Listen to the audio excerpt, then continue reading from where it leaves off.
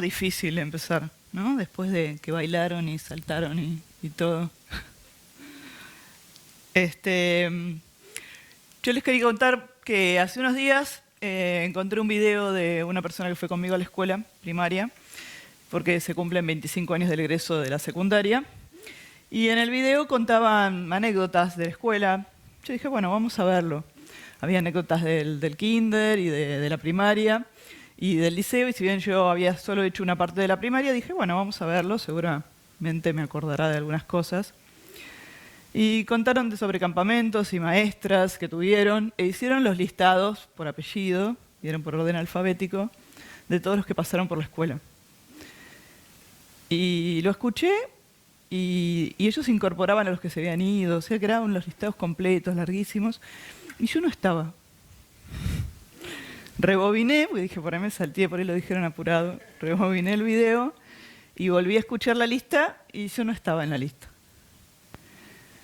Y ahí me di cuenta, digamos, que mi paso por la escuela había sido casi invisible, que nadie se acordaba, o por lo menos no se habían acordado cuando hicieron el video de mi paso. La verdad es que no los culpo, porque digamos, yo los primeros años en la escuela casi no fui a la escuela. Hasta los 8 años yo faltaba muchísimo porque me sentía muy mal en la escuela. Y como mi mamá era maestra, yo iba con mi mamá a la escuela de ella, y entonces corría por el patio, o me sentaba en el fondo del salón mientras ella daba clase, y dibujaba y hacía cosas, pero casi no iba a la escuela. Cuando tenía 8 años, me dijeron que tenía que ir un poco más a la escuela, que tenía que tener como una asistencia un poco más regular, y empecé a ir a la escuela y a sufrir la escuela desde adentro. El horario era doble jornada, así que eran hasta las 5 de la tarde, y la verdad es que yo lo único que esperaba era que se cumpliera el horario para irme de la escuela. Y me pasaba toda la tarde sentada en algún rincón del patio esperando que se hiciera la hora, mirando hormigas y haciendo cosas de niño solitario en la escuela. A los 10 años yo planeé irme de esa escuela. Y me llevó un año lograr ir conversando con todo el mundo, con mis padres y todo, para poder irme de la escuela. La verdad es que no era fácil porque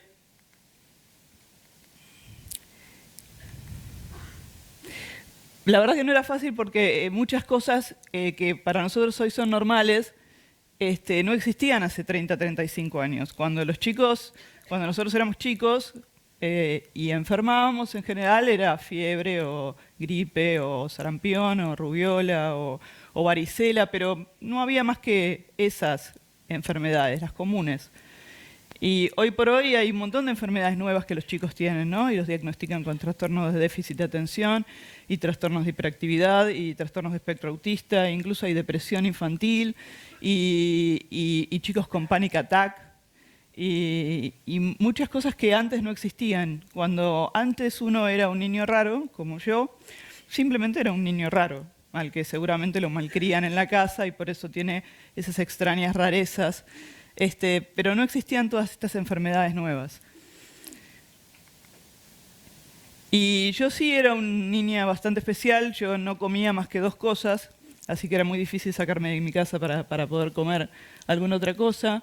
Vestía solamente, como verán, la misma ropa, y cuando crecía había que hacerme una ropa similar para que pudiera usarla. Iba a todos lados con un moño azul, un moño viejo de hombre, esos que usan los hombres, pero viejo, y que me colgaba hasta por aquí. Y andaba con ese moño para todos lados.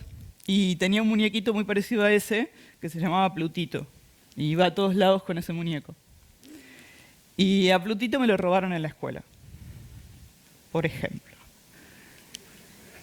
Plutito desapareció en la escuela y yo fui a buscarlo esa misma tarde y a la noche y al otro día, y mi madre fue y no apareció. Y creo que recorrimos todas las jugueterías de Buenos Aires buscando uno, hasta que mi madre fabricó uno, que no era el mismo, pero que más o menos me dejaba conforme, y con el que pude seguir yendo a la escuela. En la escuela estaban los que se burlaban de mí. y me ponían apodos y me seguían por la calle para gritarlos, o llamaban y cortaban el teléfono de casa. Pero el bullying tampoco existía cuando uno era chico. Cuando a uno lo molestaban en la escuela eran, bueno, cosas de chicos, ¿no? Esta es otra de las cosas que tampoco existía en aquella época.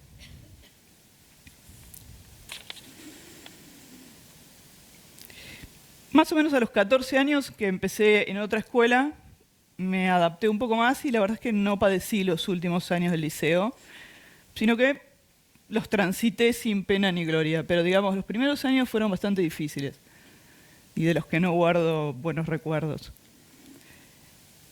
Y por más que todo esto yo lo vivo como cicatrices, digamos, de la escuela, estudié varias carreras, como contó Boy, y algunas relacionadas con la comunicación, porque, digamos, tenía algunos problemas para comunicar lo que me pasaba. Y entonces dije, bueno, una buena manera es estudiar aquello, a ver si me sirve para poder comunicar mejor. Y varias carreras relacionadas a la educación. Tengo 2 profesorados y varios posgrados, y me dedico a eso. Y hace unos 10 o 15 años empecé a pensar que por qué no haber más opciones educativas que las escuelas tradicionales que conocemos.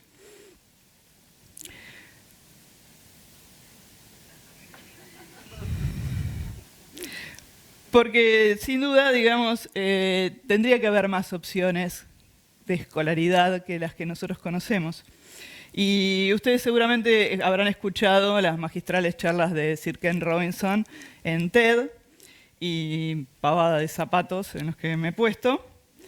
Y yo siempre me sentí los chicos de los ejemplos de Sir Ken Robinson, de esos chicos que no lograban adaptarse y los padres los llevaban al médico, por ejemplo, y los médicos decían que la niña no se podía quedar quieta porque era bailarina, no porque tenía un problema.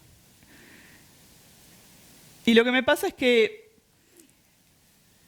yo digo, el mundo cambia con tu ejemplo y no con tu opinión, y mucha gente está de acuerdo conmigo en que la escuela es una institución caduca, que está anquilosada y que no cambia, y que habría que hacer algo distinto, pero les preguntás qué hacen con sus hijos y los mandan a una escuela tradicional. Alguno me dirá, no, bueno, yo no lo mando a una escuela tradicional, lo mando a una de modelo y algún modelo de moda, un poco más abierto y un poco más libre y un poco más flexible en algunas cosas. Pero yo les pregunto, bueno, pero ¿tu hijo está con otros chicos de la misma edad en el salón? Sí. ¿Y hay salones? Sí. ¿Y hay currículum? ¿Aprenden determinadas cosas que el maestro propone? Sí. Bueno, entonces eso es una escuela tradicional. O sea, ahí no has cambiado demasiado. Hoy en día, dice uno de mis compañeros de la niñez, de esos que me encerraba a leer, dice, hoy en día lo que el mundo llama aprendizaje se da a la fuerza y todos están forzados a aprender lo mismo, el mismo día, a la misma velocidad, en clase, y todos somos diferentes. Para algunos va muy rápido, para otros va muy lento, y para otros va contrariamente en la dirección equivocada. Pero lo que sucede es eso, todo el mundo habla de libertad, pero ven a alguien libre y se espantan. O sea, todo el mundo quiere hacer algo distinto, pero cuando uno hace algo distinto, los demás lo miran como si uno fuera un bicho raro. Y Nietzsche decía, el individuo ha luchado siempre para no ser absorbido por la tribu. Si lo intentás, muchas veces vas a estar solo, y a veces asustado, pero ningún precio es demasiado alto por el privilegio de ser uno mismo. Y para ser uno mismo hay que patear el tablero, hay que pensar opciones educativas diferentes. Algunos de ustedes habrán visto un documental hace poco llamado La educación prohibida, con modelos educativos alternativos. Y la verdad es que una generación entera de homeschoolers demuestra que el cambio es posible, de chicos que se educan en la casa. ¿Sí? En Estados Unidos hay gente de mi edad que no ha pasado por el sistema escolar. Y la primera cosa que te dicen cuando hablas de homeschooling es, ¿y la socialización? Yo fui a la escuela y no socializaba. O sea que no está garantizada la socialización mandando a los niños a la escuela. Porque además lo que les enseñamos finalmente es que tienen que llevarse bien con todos. Y yo no me llevo bien con todos. Y además me parecería absurdo que yo le obligue a mi hijo a que se lleve mal con un niño que no se lo banca, que no lo soporta, que lo trata mal. O sea, es absurdo, andá y hacete amigo igual. No, yo cuando lidio con alguien que no me cae bien, me alejo. Me aparto. Y les preguntamos a los chicos qué quieren ser cuando seas grande, en vez de preguntarles quién eres ahora, quién sos ahora. Ese tipo de pregunta que les pregunta la escuela, ¿no? ¿Qué vas a hacer cuando seas grande? Como si ahora en este momento no fuera nada. Y dicen que la escuela los prepara para el futuro, pero ¿quién los prepara para el presente? Tiene que ver con el tiempo del cual he hablado. Siempre estamos pensando en mañana, ¿no? En las vacaciones, en el fin de semana, en lo que vamos a hacer de grandes, en vez de estar pensando en lo que hacemos ahora. Y la escuela finalmente los prepara los prepara a través de los errores, ¿no? Una de las cuestiones más importantes que tiene la escuela es que trabaja sobre el error, ¿no? Te dan 2 ejercicios, haces 4 mal, tienes un 8. Y los que están mal te los señalaron en rojo. Y te pusieron una crucecita al lado. O sea que estamos enseñándoles desde muy temprana edad que el error es algo que hay que evitar. Cuando una de las principales cosas que habría que aprender en la niñez es que equivocarse sirve para aprender. Y que no debería estar penalizado.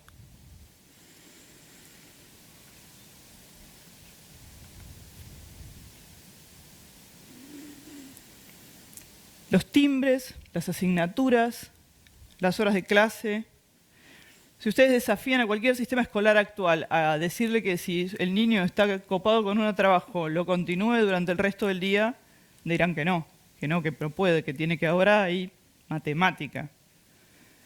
Y que después en el recreo tiene que salir al recreo y no puede quedarse en el salón de clase trabajando.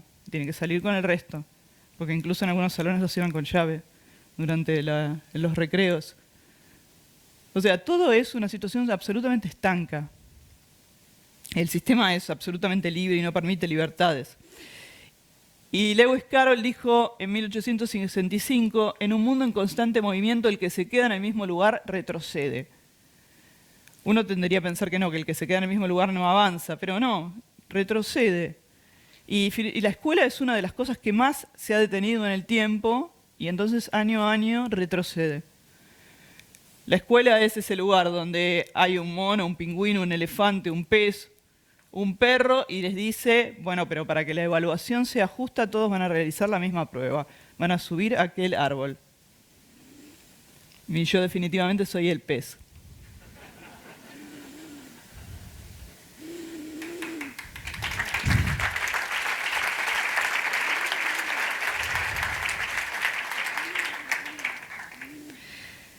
Muchas cosas están tan asociadas con las escuelas, dice Simon Papper, el director del Media Lab del MIT, están tan asociadas con las escuelas que es muy difícil que la gente se las saque de encima. Él dice que da charlas y después de la charla siempre se le acerca alguien y le dice, bueno, pero ¿cómo me va a ayudar el ordenador a enseñar matemática de 4º grado?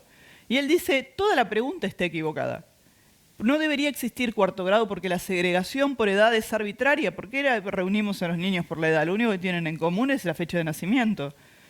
¿Por qué aula de clase? Porque el aprendizaje debería darse en una variedad de escenarios. Y finalmente, ¿por qué un currículum?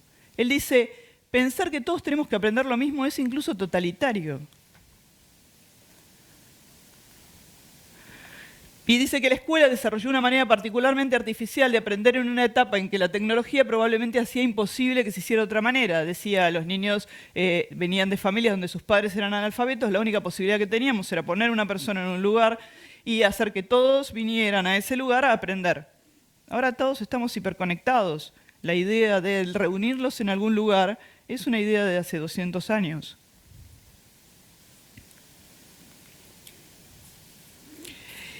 Y finalmente esta reflexión que yo siempre me hago, ¿no? Antes se aprendió una labor que uno iba a desempeñar durante el resto de la vida. Y lo que nos pasa es que los jóvenes hoy trabajan en actividades que cuando ellos nacieron no existían. Yo estoy trabajando de community manager, por ejemplo, ¿no? Una tarea que no existía. Y entonces, si cualquier cosa que yo le enseñe va a ser obsoleta para cuando la ponga en práctica, ¿qué le enseño? Y el acertijo es que la respuesta es la única habilidad competitiva a largo plazo es la habilidad de aprender. Entonces, lo que tenemos que enseñarle a los chicos no es cosas, sino a aprender cosas.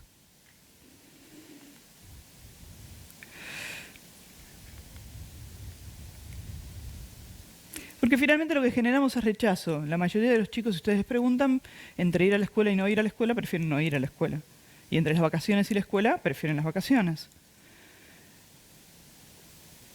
Y finalmente lo que sucede es que la escuela no es la única fuente de conocimiento. Posiblemente lo fuera antes, cuando los padres de los chicos eran analfabetos y no había bibliotecas siquiera, no había bibliotecas en la casa ni libros. Entonces, la escuela era la única fuente de conocimiento y ahora posiblemente ni siquiera sea la más importante. El conocimiento está a nuestro alrededor, fuera muchas veces de los muros de la escuela. Esto lo cuenta Lennon. Lennon dice que la madre siempre hablaba de que lo más importante del mundo era la felicidad. Y entonces fue a la escuela a los 5 años y le preguntaron qué quería hacer cuando fuera grande. Y él dijo feliz. Y le dijeron que no había entendido la pregunta.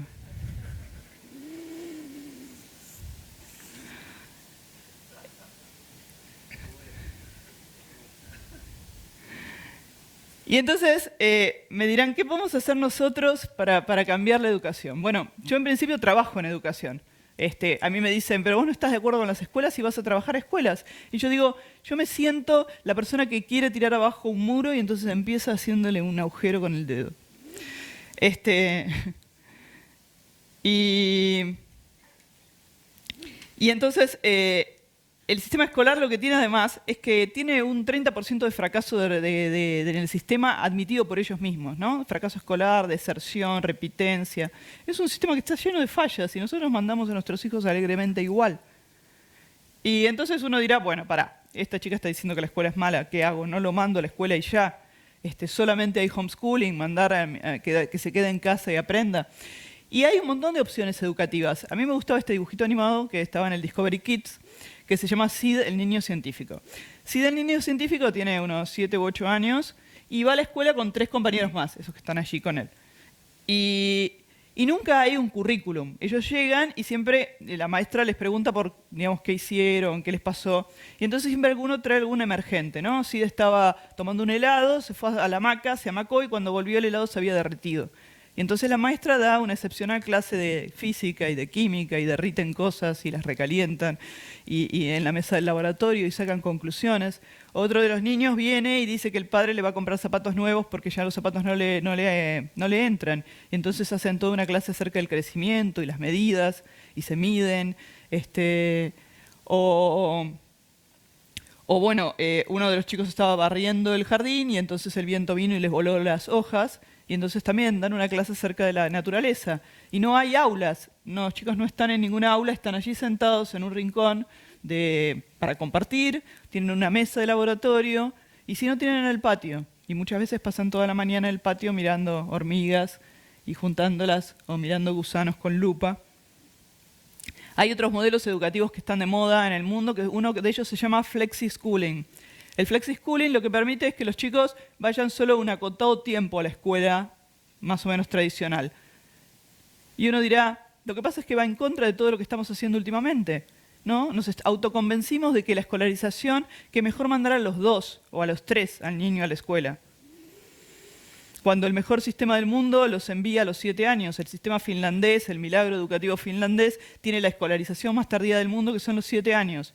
Pero nosotros nos autoconvencimos de que mejor cuanto más pequeño. Entonces ves unos niños así chiquititos que no han dejado ni los pañales, que van a la escuela con uniforme. Y tienen inglés y computación. Y también nos convencimos que mejor doble jornada que jornada simple. Cuando en realidad es mejor para quién. En líneas generales, esto sería otra charla que tiene que ver con vida cotidiana y donde los padres necesitan tener a sus hijos durante largos periodos de tiempo porque tienen que trabajar más. Pero digamos, ¿esto es bueno para quién?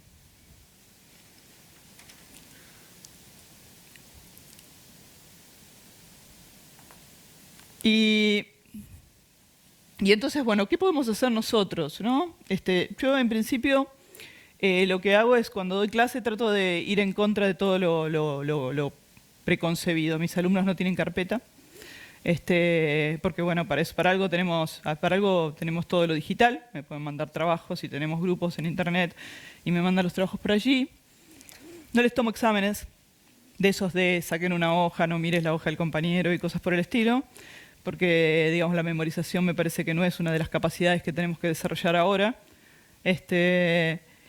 Y trato de conocerlos, de conversar con ellos, de ver películas, de conocer qué piensan y de hacer otras cosas. Me peleo bastante con las direcciones de las escuelas donde trabajo, pero finalmente hago lo que me parece mejor a mí. Y como desafío me gustaría dejarles una pregunta. Me gustaría que cuando salgan de aquí, a la tarde, a la noche, y vayan a ver a los chicos que tienen cerca, pueden ser sus hijos, pueden ser sus sobrinos o hijos de sus amigos, y les pregunten qué quieren ser, cuál es su mejor don, para qué son buenos, cuál es su mejor condición. Si se lo preguntan a niños chiquitos, van a ver que por ahí dicen cosas. Y a medida que los chicos crecen, es como que ya no saben para qué son buenos. Y es porque pierden la concepción de sus habilidades natas. Y en buena parte es esto que dice Sir Ken Robinson, que la escuela les mata la creatividad. Pero también los daña de otras maneras, y una de ellas es esa. Yo trabajé en un liceo donde se hizo una pregunta a la mayoría de los chicos. Les preguntaron qué querían ser cuando sean grandes, cuál era su mayor sueño para cumplir cuando salieran de la escuela. Y la mitad de los chicos respondió que quería ser futbolista profesional. Y la otra mitad de los chicos dijo que quería trabajar en una gran empresa, con un gran puesto en una gran empresa. Y a mí me pareció una locura. Yo le dije, ninguno tiene ganas de, no sé, viajar, conocer lugares exóticos, viajar en globo, tirarse a la delta, cruzar el océano Atlántico a nado. No, me miraban con caras desorbitadas como si fueran cosas irreales las que yo planteaba. Y yo hace tiempo conocí a una chica que se llama Laura Decker. Laura Decker es holandesa y tenía un sueño. Laura Decker tenía el sueño de ser la chiquilina más joven en cruzar el mundo en un velero. Para eso tenía que cruzarlo antes de los 16, que era la meta que estaba cumplida antes de que ella se la emprendiera. Y después de luchar con el gobierno holandés y algunas leyes, y con la autorización y el apoyo de sus padres, entre los 14 y los 15 años pasó un año sola en alta mar. Y cruzó el mundo en un velero. Y la verdad es que, digamos, es un aprendizaje no solo para ella, que no socializaba con nadie, pero también es un aprendizaje por la libertad que los padres le pudieron dar, ¿no? Confiaron en ella como para que emprendiera esta enorme travesía y este enorme sueño, y seguramente hay una Laura Decker antes y una Laura Decker después de cumplir ese enorme sueño. Hay un refrán, y con esto voy terminando, hay un refrán que dice "Being early feels a lot like being wrong for a while", ¿no? Hacer algo tempranamente se siente muy parecido a estar equivocado por un tiempo. Y muchas veces es lo que me hacen sentir a mí en las escuelas cuando trato de innovar alguna cosa, ¿no? Te miran con cara de... Y la verdad es que el desafío que yo propongo es que hay que animarse a estar equivocados, que hay que revolucionar todo, que hay que aceptar que hay grandes sueños y que los podemos cumplir, y hay que pasar más tiempo con nuestros hijos, que las grandes escuelas no son imprescindibles, que otro mundo es posible y que cuando seamos grandes lo más importante que tenemos que hacer es ser felices, más allá de todo.